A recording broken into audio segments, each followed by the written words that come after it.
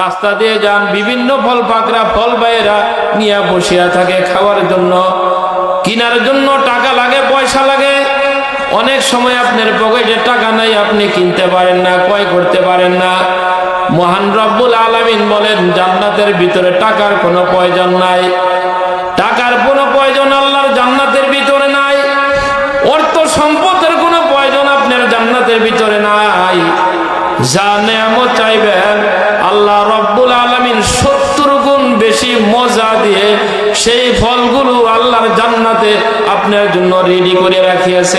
সুবহানাল্লাহ। আল্লাহ রব্বুল আলামিন বলেন, ও দুনিয়ার বান্দা বান্দিরা, রাজামের নয়নগর ভাই এবং বোনেরা, আপনার কাছে অনুরোধ করি কোরআনের মজলিসটাকে সম্মান করেন, মর্যাদা দেন, দাম দেন। এটা এমন একটা মজলিস, এমন একটা মজলিস, আল্লাহ পাকের নবী বলেন আল ইলমু মাজালিসুল ইলমি ইয়া রাউযাতুম মিন রিয়াদিল জান্নাহ। তুমি দেখো রাস্তার ভিতরে একটা কোরআনের মজলিস সাজানো হয়েছে, মসজিদের সামনে একটা কোরআনের মজলিস মাঠের ভিতরে সাজাইছে।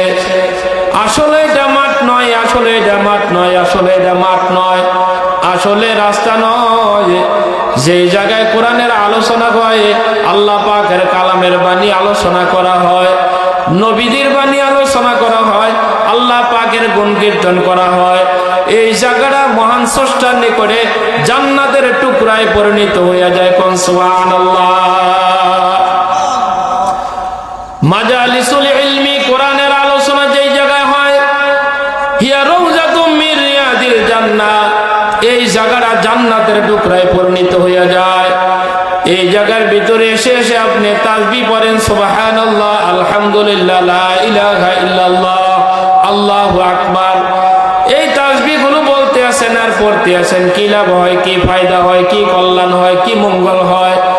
মহান রব্বুল আলামিন ডাক দিয়া বলেন, যতবার তাসবিহগুলো পাঠ করবেন বসে বসে উস্তাদের সঙ্গে, আলেমদের কথার সঙ্গে, কোরআনের কথা শুনিয়া শুনিয়া, সুবহানাল্লাহ, আলহামদুলিল্লাহ, তাসবিহগুলো যতবার আপনি পড়তে থাকেন, আসমান থেকে নিয়ে জমিন পর্যন্ত পুরো ফাঁকা জায়গাকে মহান স্রষ্টা নেকের দ্বারাই পূর্ণ করে আমল নামায় দান করে দিবে। কোন সুবহানাল্লাহ।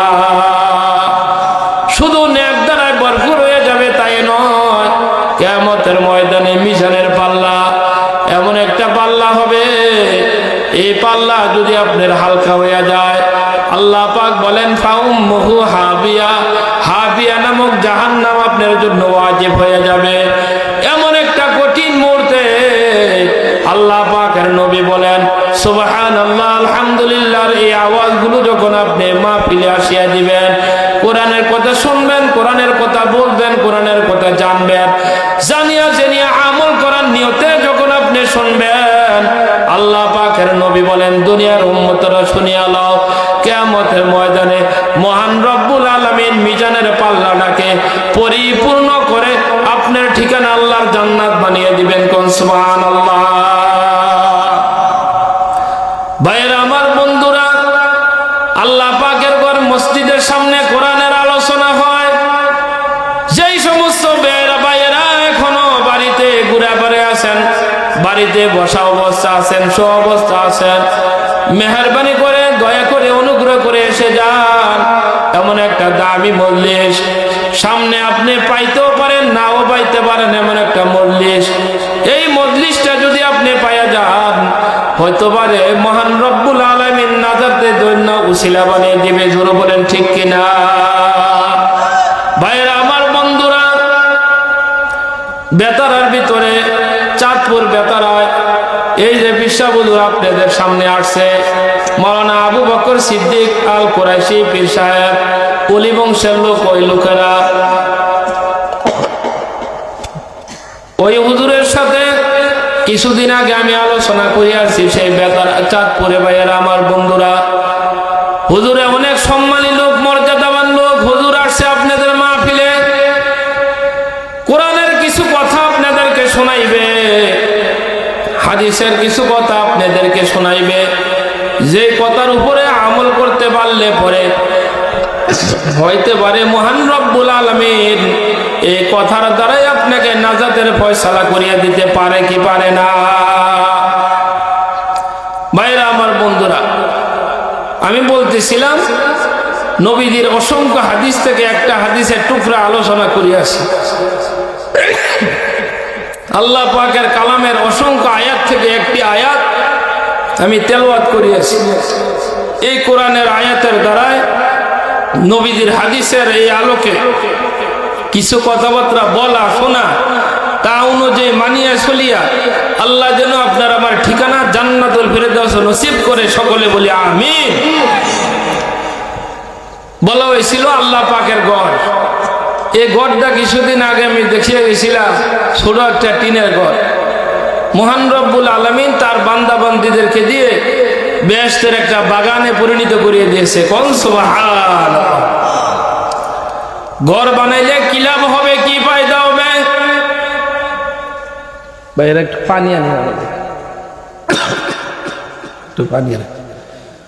মহান রব্বুল আলামিন বলেন সূরাতুত তাওবার 18 নং আয়াতে আল্লাহ পাক ঘোষণা করে দিয়েছেন, ইন্নামা ইয়ামুরু মাসাজিদাল্লাহি মান আমানা বিল্লাহি ওয়াল ইয়াউমিল আখির ওয়া আকামাস সালাতা ওয়া ইতাআজ যাকাতা। আল্লাহ পাক বলেন ওয়ালাম ইয়াখশা ইল্লাল্লাহ ফাসা উলাইকা ইয়াকুনু মিনাল মুহতাদিন। বলেন আল্লাহু আকবার। আল্লাহ রব্বুল আলামিন বলেন আল্লাহ পাকের ঘর মসজিদ ওই ব্যক্তিরাই নির্মাণ করে, ওই ব্যক্তিরাই আজাদ করিয়া দুনিয়ার জমিনে কাঠায়। ওই ঘর থেকে, মসজিদ থেকে ময়লাগুলো পরিষ্কার করে, আবর্জনাগুলো দূরীভূত করে, শিশু বাচ্চা থেকে, পাগল থেকে, কাফের মুশরিক থেকে ওই ঘরটাকে তারাই পাক পবিত্র রাখে।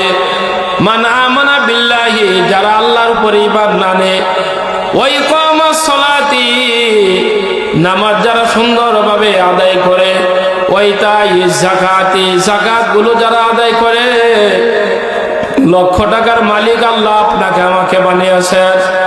এই টাকা দিয়ে, পয়সা দিয়ে মাহফিলের কাজের ভিতরে আপনি শরীক হন, অংশীদার হন। আল্লাহ পাকের ঘরের জন্য টাকা দেন, পয়সা দেন। পাহাড়পুর মাদ্রাসার সামনে আছে, ওই জায়গার ভিতরে আপনারা দান সদকা করেন। অনেক ভালো ভালো জায়গায় আপনারা দান সদকা করেন, লক্ষ লক্ষ টাকা ব্যয় করেন। আল্লাহ পাক রব্বুল আলামিন বলেন এই যে টাকাগুলো দিলাম, আর এই টাকা দিয়ে তোমরা ব্যয় করো আমার পথে, এর পরিণামটা কি তোমরা কি জানো বান্দা? এর পরিণামটাই হলো আল্লাহ পাকের জান্নাত। কোন সুবহানাল্লাহ। আমানা বিল্লাহ, আল্লাহর উপরে ঈমান আনো। কিভাবে আপনি ঈমান আনবেন? আল্লাহকে বিশ্বাস করবেন। 2 নম্বরে আপনি বিশ্বাস করবেন রহমতের ফেরেশতাদেরকে। 3 নম্বরে বিশ্বাস করবেন আল্লাহ পাক রব্বুল আলামিনের কিতাব সমূহকে, আসমান থেকে যা কিতাব নাযিল হয়েছে। এরপরে বিশ্বাস করবেন সমস্ত নবী রাসূলদেরকে। এরপরে আপনি বিশ্বাস করবেন আল্লাহ রব্বুল আলামিনের নবী বলেন, ও দুনিয়ার উম্মতেরা, কিতাব সমূহের বিশ্বাস করো, নবী রাসূলদেরকে বিশ্বাস করো, পরকালকে বিশ্বাস করো, ভালো মন্দ তাকদীরকে তোমরা বিশ্বাস করো। মরার পরে হাসরের ময়দানে, কিয়ামতের ময়দানে মহান রব্বুল আলামিনের সামনে তুমি হাজিরা দিতে হবে। এইগুলোর তুমি বিশ্বাস করো। যদি বিশ্বাস করতে পারো, যদি বিশ্বাস করতে পারো, আমি আল্লাহ রব্বুল আলামিন ওয়াদা দিলাম দুনিয়াতে ন্যায়পরায়ণ বাদশা আমি আল্লাহ দান করব, আর পরকালে জান্নাতের উঁচা মাকাম আমি আল্লাহ তোমাকে দান করিয়ে দিব। কোন সুবহানাল্লাহ।